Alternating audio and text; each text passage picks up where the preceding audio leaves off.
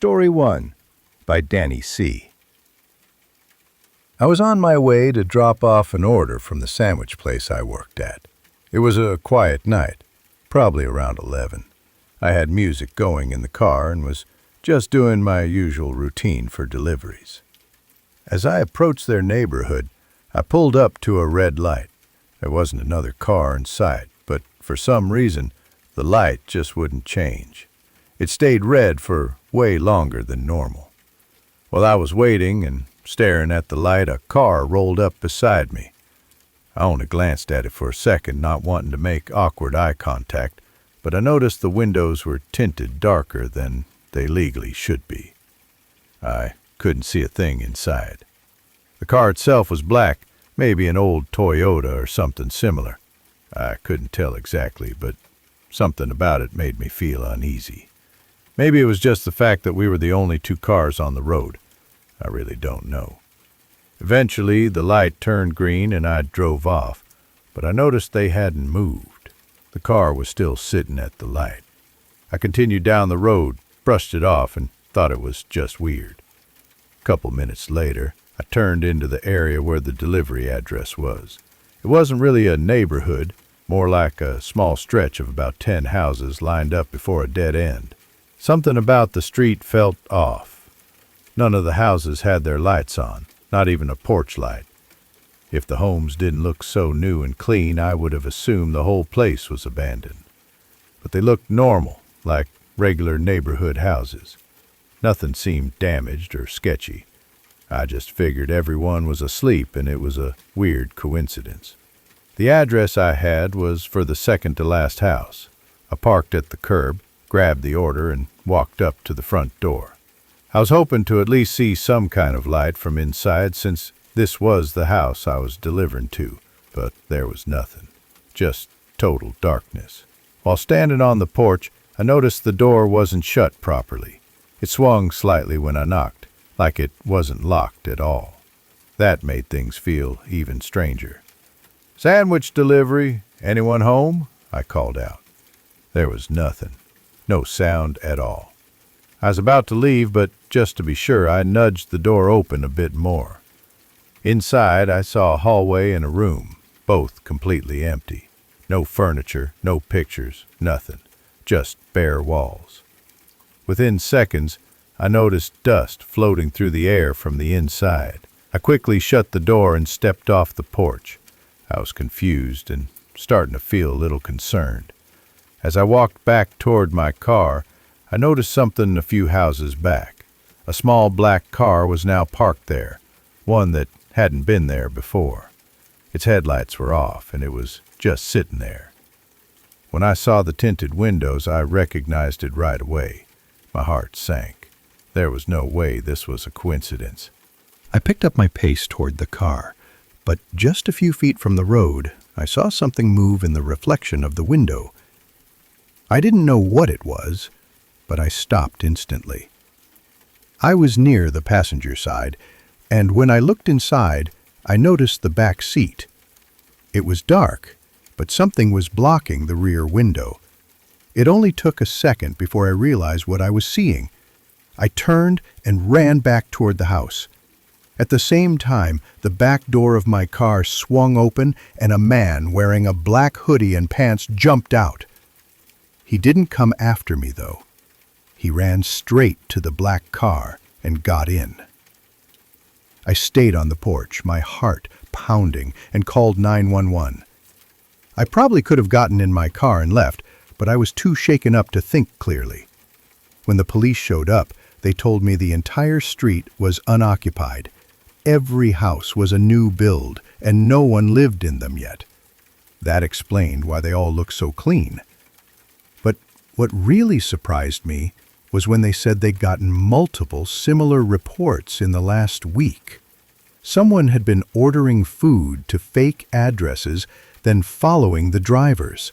Mine was the closest call so far. That guy had actually gotten into my car and was waiting, probably for me to get in and drive away. No one knows what he intended to do. They still haven't found him.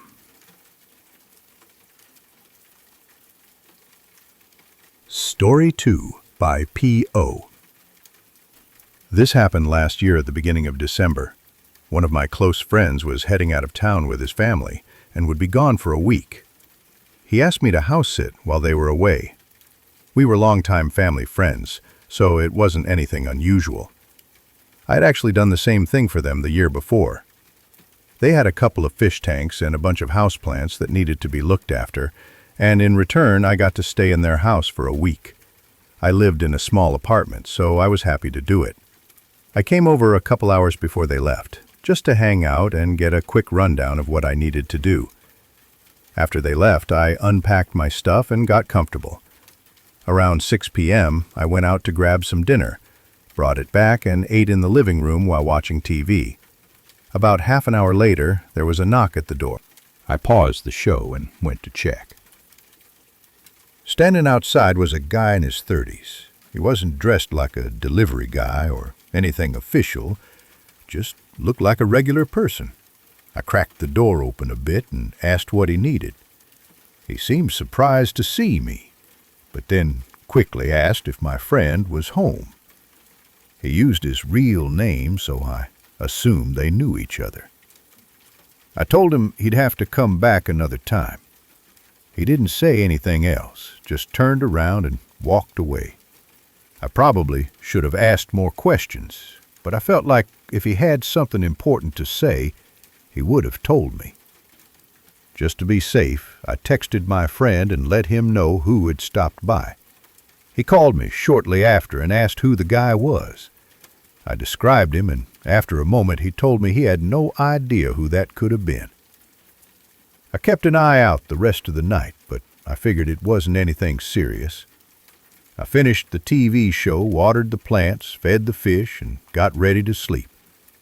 Around 9, I started setting up a bed on the couch, laid out some blankets, fluffed up a pillow. Then another knock.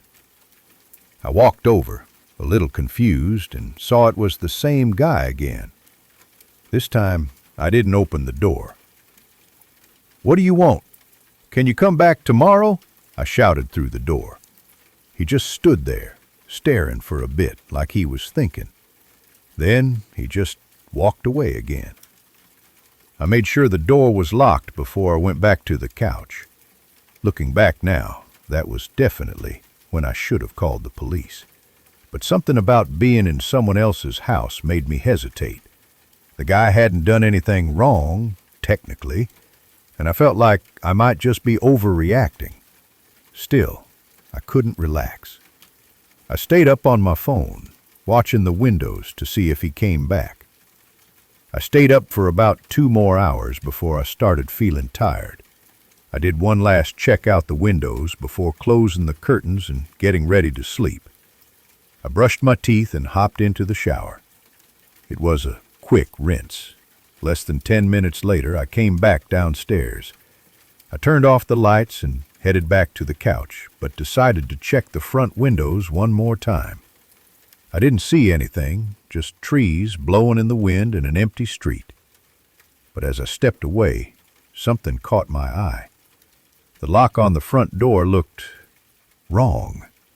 It was turned sideways. I walked over to make sure, and it was unlocked.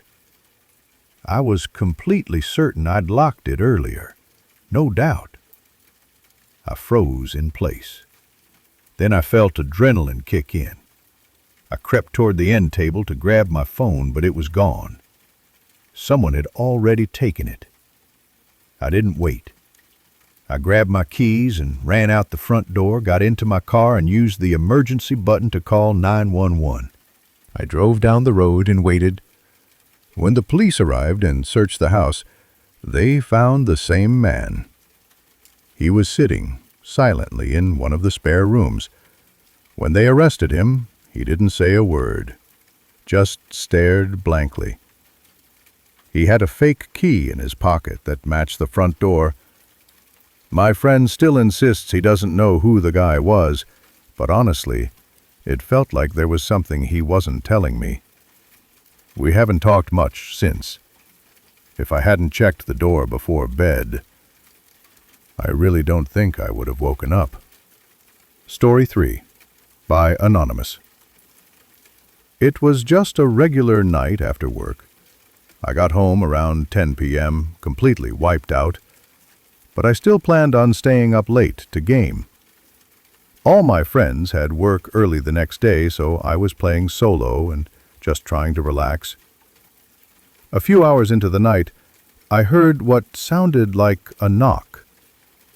I took off my headset to listen again, but it was silent.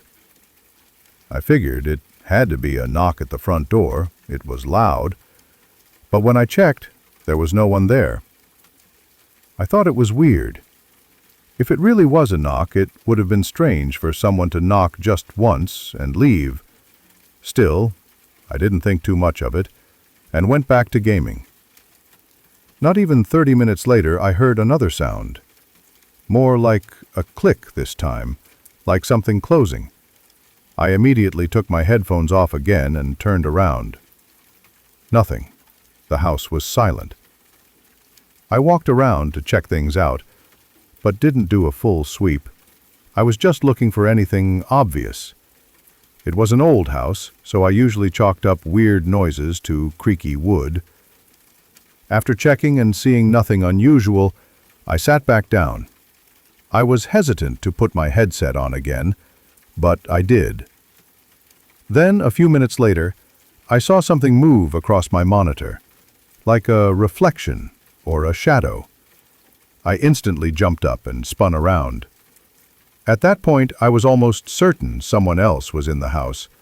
My desk was in the living room, and behind it was a hallway with 3 rooms. At the end was the front door. I took a moment to think back on what direction the reflection moved.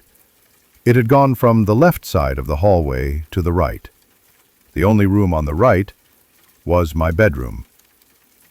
Everything suddenly felt too quiet. I could feel time slowing down.